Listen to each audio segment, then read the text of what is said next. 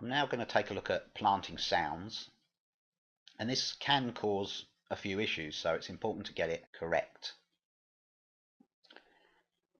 Now I've loaded in Darwin Point, and I'm just going to go to sound planting, and I'll click box select, and I'll just select the whole course and show you what I've planted. Now you'll see all these circles, and these are different sounds that have been planted. The cyan coloured circles are the 100% volume range, and the outer white circles are where the sound is going to fade away to nothing. So outside the white circles you won't hear the particular sounds. These are called local sounds because they've got a range, and they need to be mono WAV files because the stereo will be created by the actual location on the course. So if the sound is to the left of your golfer, you'll hear the sound out of the left speaker. Now the other type of sound is a global sound. Now this will be played over the whole of the course,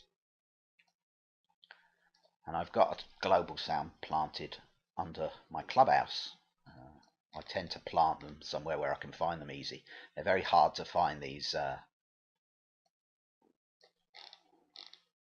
if you've got quite a few planted, it can get difficult to find where you want them. So if I hold the button down, you can see this tannoy icon.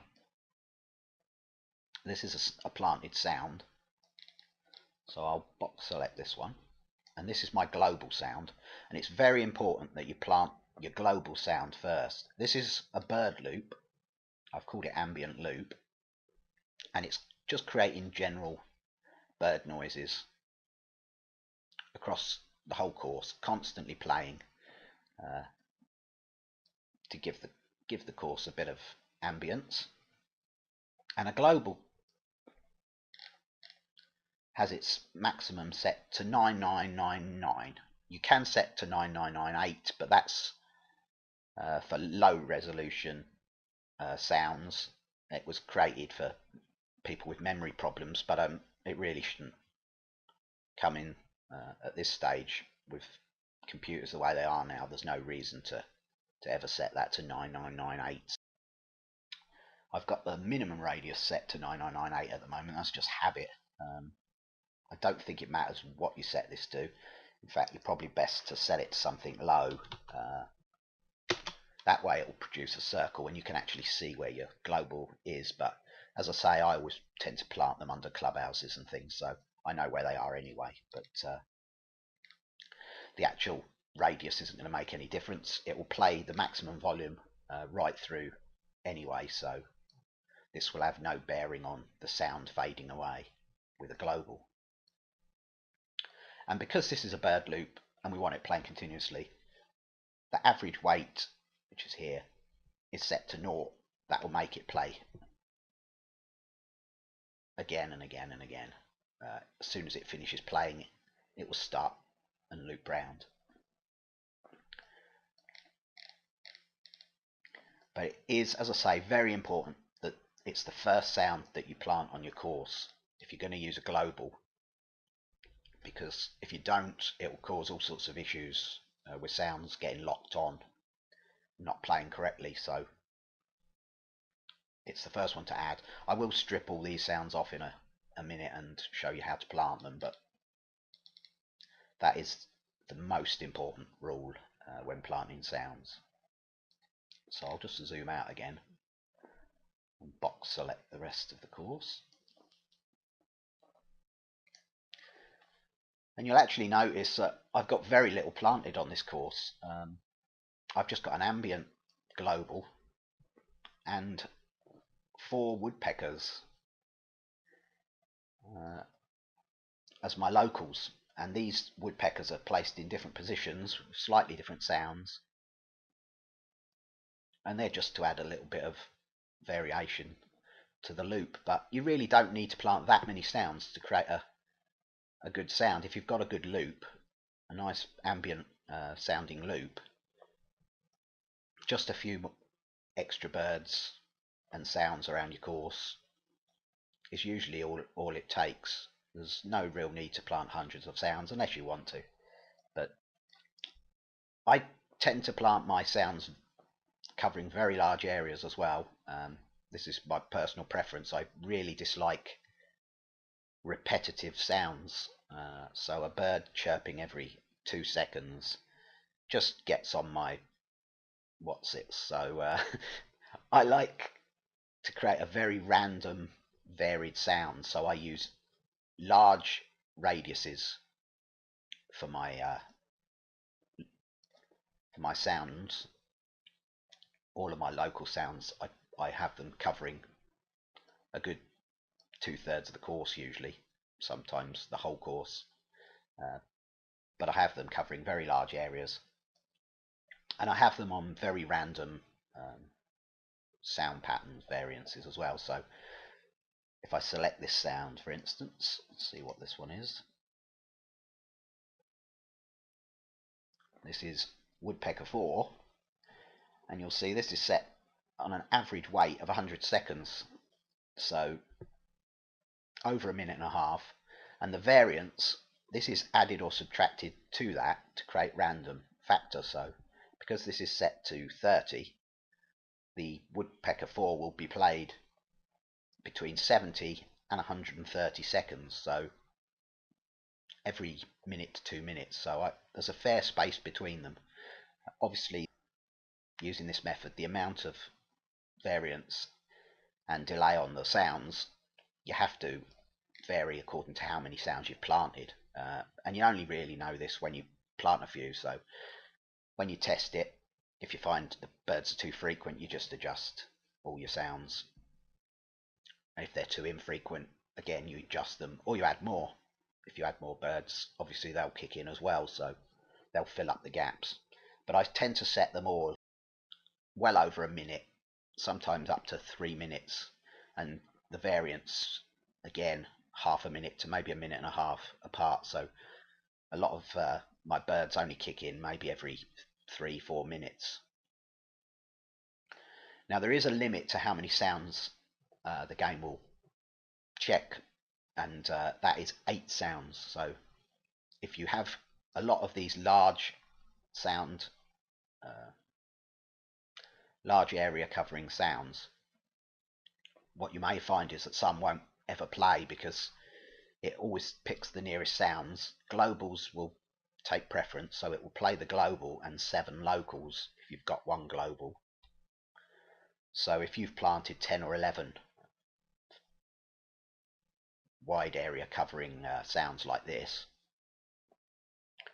it's only going to play the 7 nearest. The other 3 or 4 won't play unless you're nearer to those. So depending on where you position them, it could be that they'll never ever play. So there is one trick I use when I'm creating sounds sometimes to get over this problem, and I'll show that in the next video when we're having a look at editing sounds. But so I'm going to strip these sounds off now and just show you how to plant them. So if I box select them all,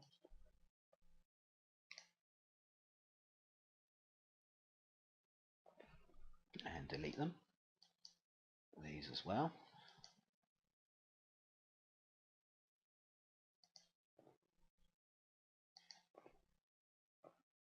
So we start with no sounds in our sound objects library, and I should just add the global first. So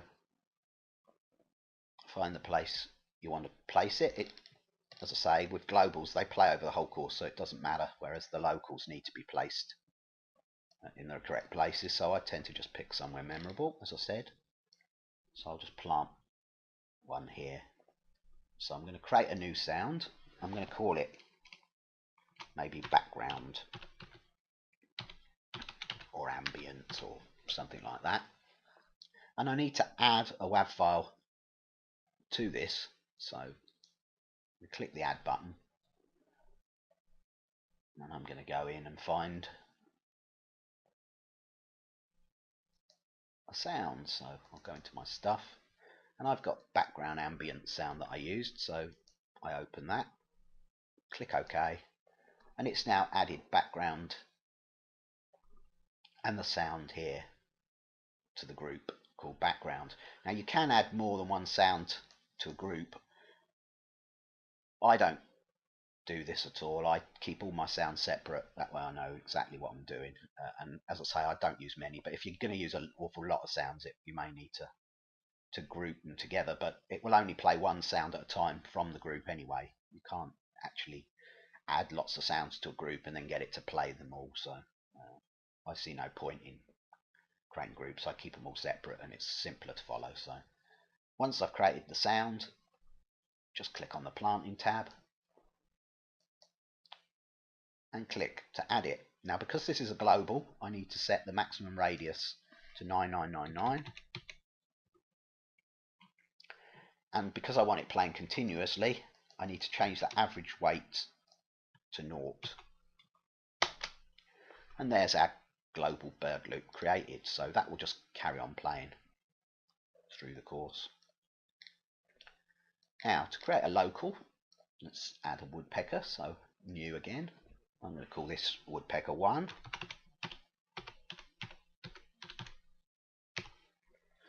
Again, add a sound, and I'll pick one of my woodpecker sounds, so let's have a woodpecker wav.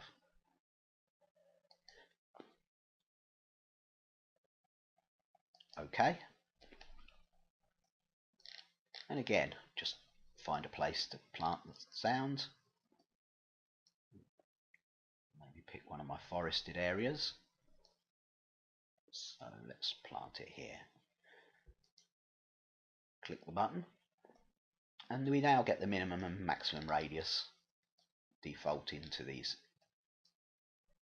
10 yards and 100 yard settings, and it's just a matter of then of setting where you want the sounds to reach. So as I say, the first minimum radius will determine where the sound will play at full volume. So if you set that to 40 yards minimum,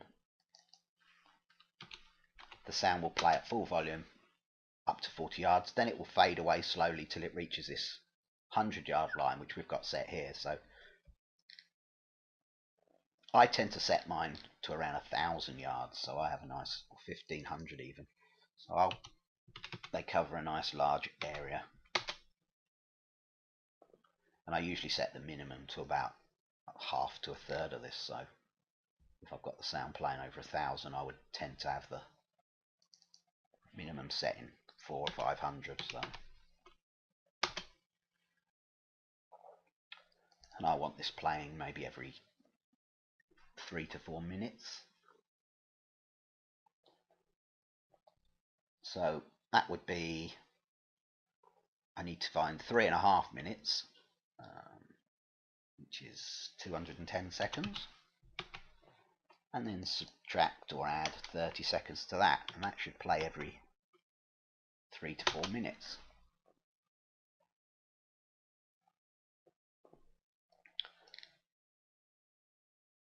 So that's about it for planting. It's pretty simple.